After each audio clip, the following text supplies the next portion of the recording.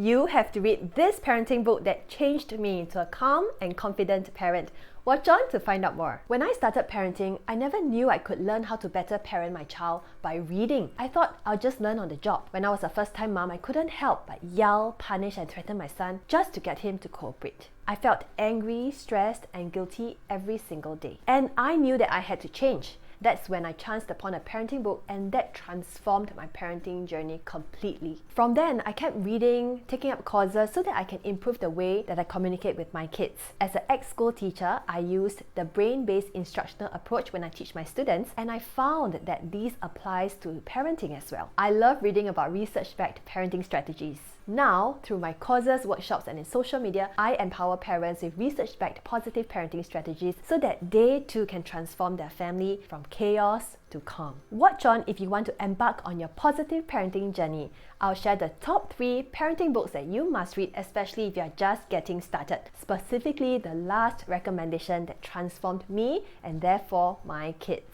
At the end of the video, I'll also share how you can make reading a habit. I'm sure you'll benefit from the 3 actionable tips. If you enjoy learning about practical strategies, don't forget to subscribe to my channel. Let's get started. In third place, I recommend reading this book if you want to read your children's minds. What's My Child Thinking? By Eileen Kennedy Moore and Kenneth Carey. This is an easy read with hundreds of examples of scenarios that are totally relatable and applicable in our day-to-day lives. For example, when your child says he's scared of the dark, or that your child insists on the blue cup, or when your child says, I give up. The main part of the book is split into 3 sections: 2 to 3 years old, 4 to 5 years old, and 6 to 7 years old. This makes it very easy to search for what is relevant for you and your child. With the contents and the C-related topic on each page, it makes the book very easy to navigate and a great way to search for something if you're in a hurry or if you're looking for something very specific. The way the pages are laid out makes it easy to understand. It has speech bubbles that indicate what the child says and what you might think. I particularly like the section on how to respond, with the strategies and scripts clearly laid out according to what to do in the moment versus what to do in the long term. These short paragraphs on each section are straight to the point and they help you to take your child's perspective. In the beginning of the book, it provides thorough and concise information on how children's brains develop and milestones that they achieve under 4 categories: thinking, relating, feeling, and doing. I recommend this for the time-starved parent who wants to know what is going on in their child's minds.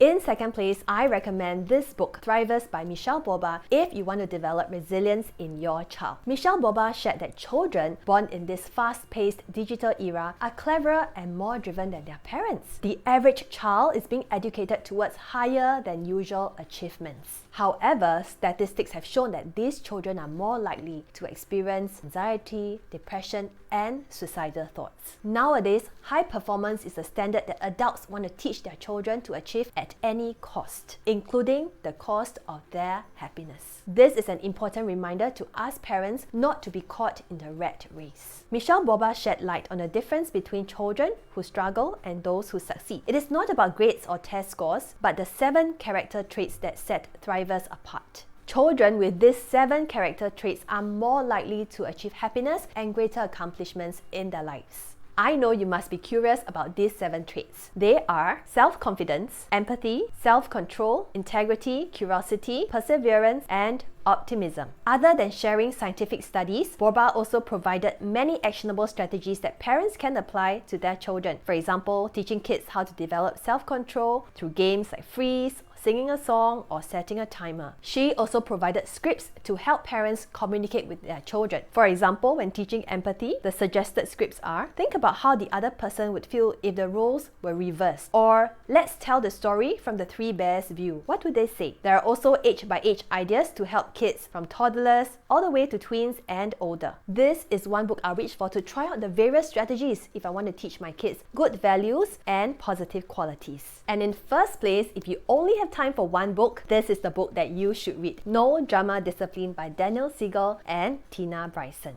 This book changed my life. No Drama Discipline is the book that I read when I was at the lowest of my parenting. It has really changed my perspective about discipline. I've learned that the goal of discipline is not about controlling. In the book, Dr. Daniel Siegel and Dr. Tina Bryson shared that there are two goals of parenting. The short-term goal is to gain immediate cooperation. The long-term goal, which is more important, is to build skills in our children so that they can handle the challenging situations in their lives, as well as to resiliently work through the big emotions that make them feel out of control. For me as a parent and educator, I've seen how important it is for children to develop self-control and a moral compass to help them make good decisions even when their parents are not around. Dr. Daniel Siegel and Dr. Tina Bryson have written several books which I like them a lot too. For example, The Whole Brain Child, The Power of Showing Up, The Yes Brain, which I do recommend you guys to read as well. This book, No Drama Discipline, shares many practical strategies to help you validate the emotions of your child. For example, stop talking and listen, reflect what you hear, which I find really helpful when I teach my kids emotion regulation. I like the simple comics that help readers better understand how to apply the strategies. And of course, the research-backed principles of connection really stood out to me. As a science student myself, I enjoy reading about research studies, so I'm convinced when I know the suggested parenting strategies that are all backed by research studies. You can pick up actionable tips to create a no-drama household by using the redirection strategies in the book. For example, R, reduce words. E, embrace emotions. D, describe, don't preach. I, involve your child in the discipline. R, reframe a no into a conditional yes. E, emphasize the positive. C, creatively approach the situation. T, teach mind-sight tools. From the book, I've learned several strategies to teach my kids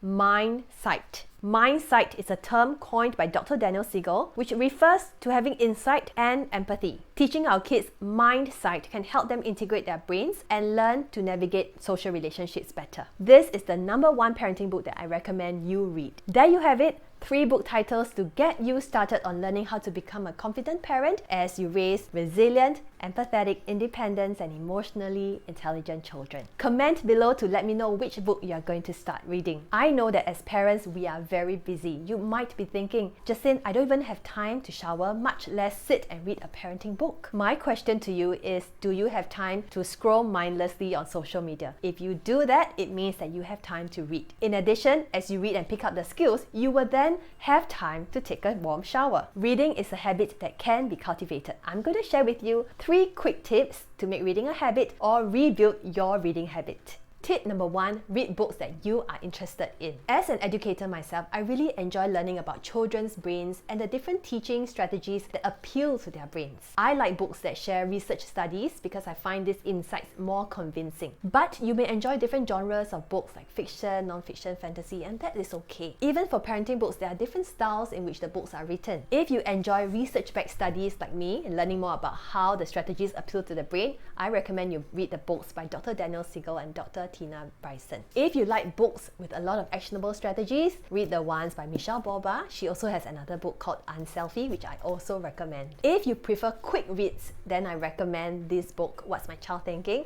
by Tanith Carey. If bite-sized parenting tips are up your alley, follow me on Instagram at ourlittleplaynest or sign up for my Parenting Nuggets email series where I share with you practical, actionable strategies in your inbox every week. Click the link in the description below to sign up. Tip #2 is to make the book accessible. Like what James Clear shared in his book Atomic Habits, one of the 4 laws of behavioral change is to make it obvious. If you place your book in a bookshelf behind closed doors, it is unlikely that you will reach for the book and much less read it. We often say out of sight, out of mind, so I recommend that you put the book within your line of sight. Place it somewhere accessible so that you can easily reach for it. I place my book beside my bed so that I can see it and reach for it every single night. Tip #3 is to start small. Don't expect to finish one book in a night if you are usually a slow reader. Start with baby steps by reading a few pages at the beginning and increasing the number of pages progressively. This makes the habit of reading more achievable and it helps you gain momentum as well. For me, I started reading 10 minutes every night and slowly increasing the duration to 20 minutes. This is a goal I set for myself. So when my phone sends me the reminder to wind down, I will do my very best to put the phone aside, sit on my bed and pick up the parenting book. It can be done, just take baby steps. I hope this video can get you started on your reading journey as you parent with confidence. If you need book recommendations for kids as well, you can start with this video here where I recommend books that help kids to develop a growth mindset. See you in the next video.